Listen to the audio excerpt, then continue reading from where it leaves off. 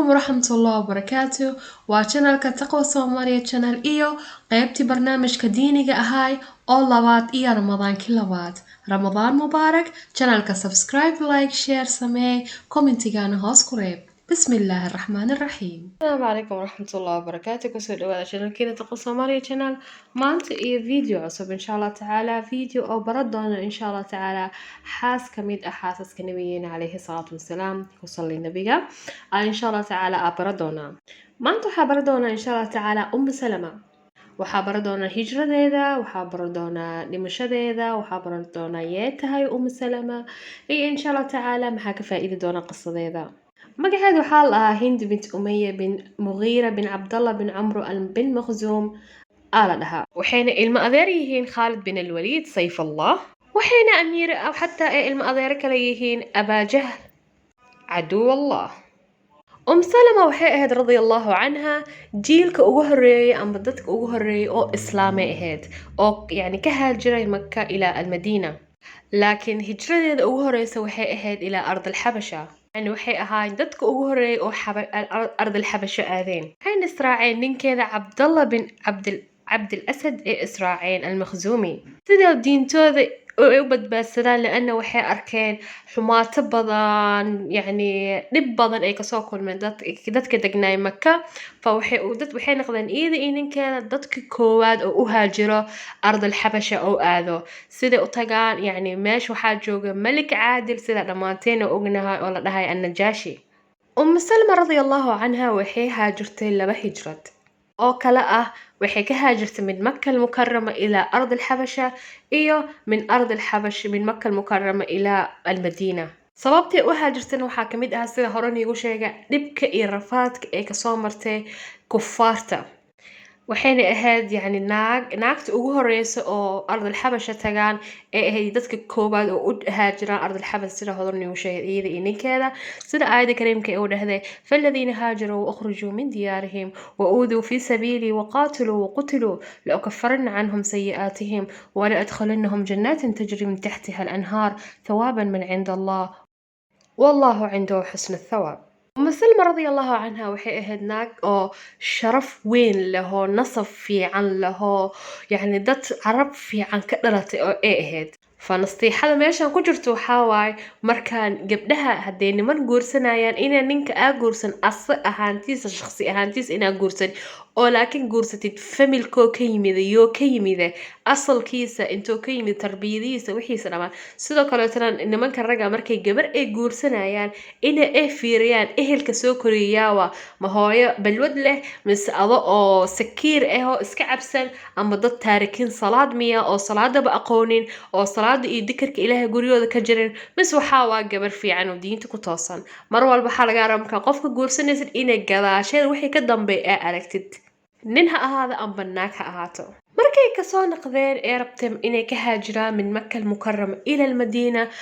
Salama aad ee mashaakil iyo ibtilaa'aad ay u aragtay oo kamid ah faqoonkeeda Bani Mughira waxa maqleen inay isdiyaariyooyaan ninkeeda iyo inay baxaan ee u haajiraan Madiina aadaan fa way ka diideen inay Salama ay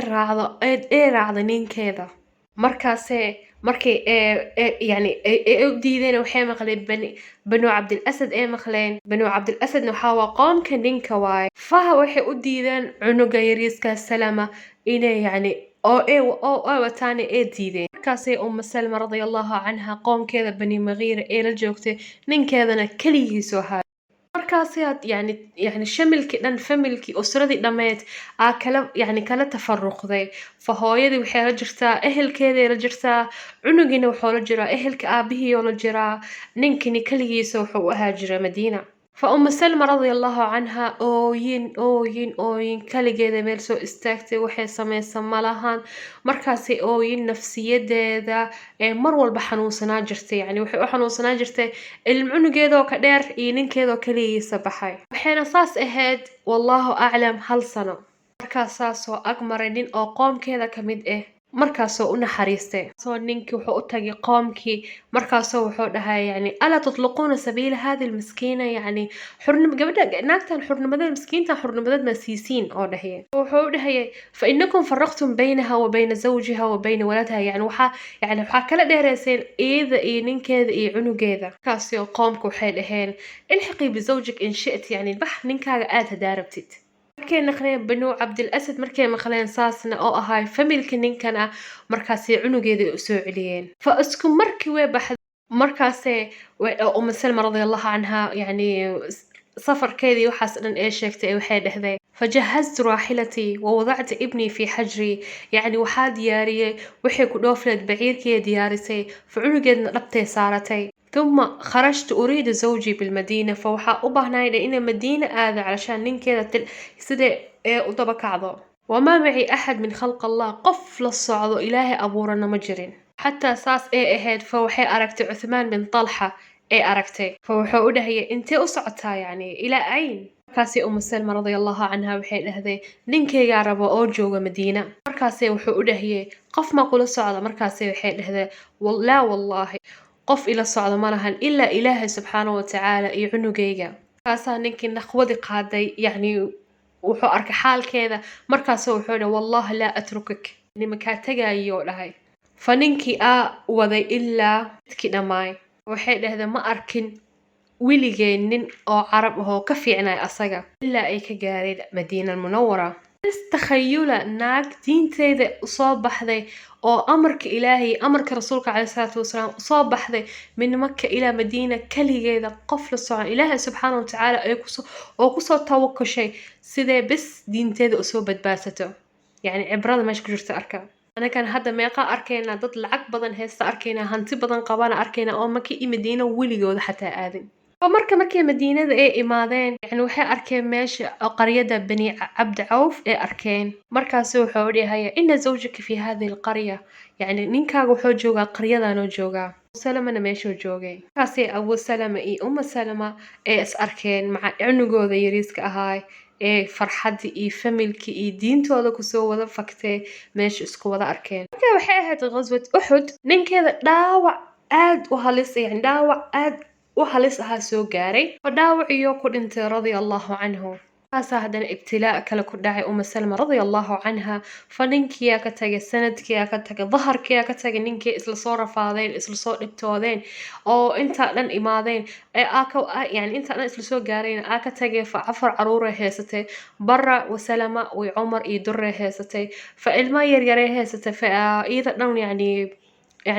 وين نحذي رضي الله عنها soo rasuulkeena yani oo u shafaqay yani xaalkeeda iyo dhibaatada soo martay iyo markuu arkay taas Abubakar Siddiq rabay inuu khatuubsado markaasay diiday markaasay caruurteeda iska korsaheys rasuulka asaasan markuu arkay naagtaasi kariimada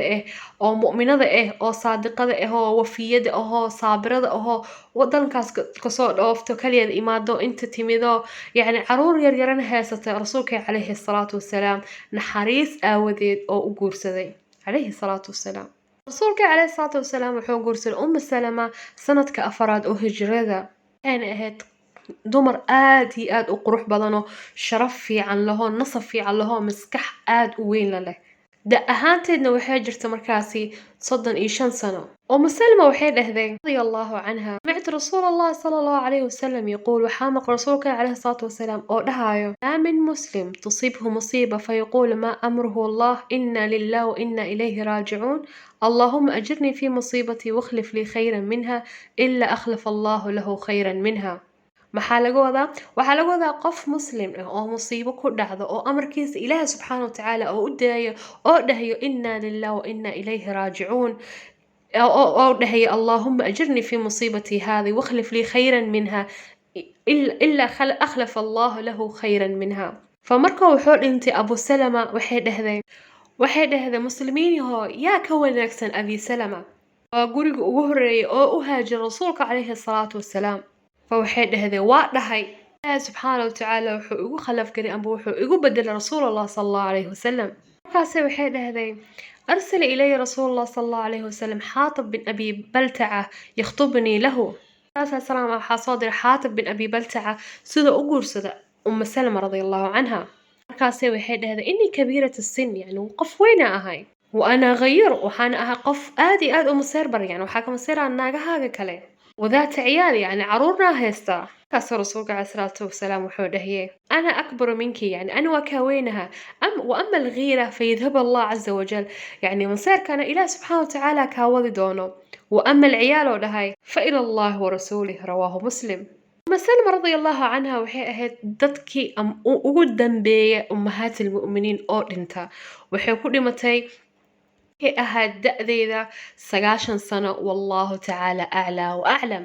maanta qisadan u jeedin aad u qurux badan tahay maxaa ka fahmi doonaa maxaa ka faa'iidi doonaa wax walbarta ko maalin kasta qisooyinka soo gelino wax kasta aa ka fahmi doonaa waay لأن maalin kasta waxaa baranoonaa qisad zawjoodka nabiga calayhi salaatu wasalaam iyo zawjoodka anbiyaa horeeto sallallahu alayhi wasallam aa wada baran doonaa yani waxay sameeyeen siday ahaayeen siday u dhaqmeen siday u dhaqmi jireen waxaas dhanaa fahmaynaa فالدرس maalin kasta darsi cusub aa bartoo haynaa marka qisada أم سلمة رضي الله عنها waxaa ka fahmi doonaa tawakkulka yani ilaahay subxaanahu watacaala taladeeda saarata markay kaligeeda iyada iyo cunugeeda bis ka soo baxda min maka ilaa madiinada ilaahay subxaanahu watacaala ee talada saaratay markoo ninkeeda ka dhintay sanadkeeda daharkeeda oo maanta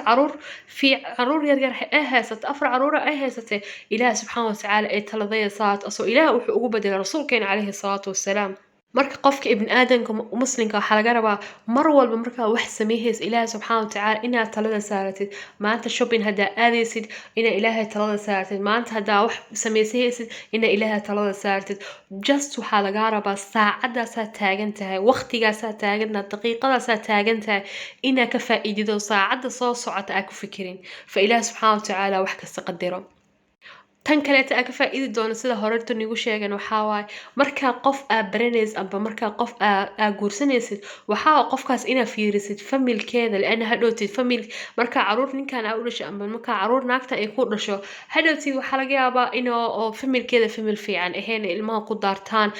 familkeeda yani maanta hadday naagta xataa oo salaadeeda badneed oo laakiin ahelkeeda oo salaad fiican yihiin taasi xataa waa okay naagta inay soo hanuunto waa laga yaabaa amba ninka inuu soo hanuun waa laga yaabaa hadduu ehelkiisu madawciin yaho asagana yani adduunyadan iyo waxaasi oo qaaday fawalaga in la soo laakiin dad famil oo weligoodba Allahu akbar dhihinu wama sajidu lillahi sajda yani ilaah subhanahu wa ta'ala ee u sujuudin fa kuwaas amal caruurtada inay maanta baarak u noqoto ka fikirin taasana u maleen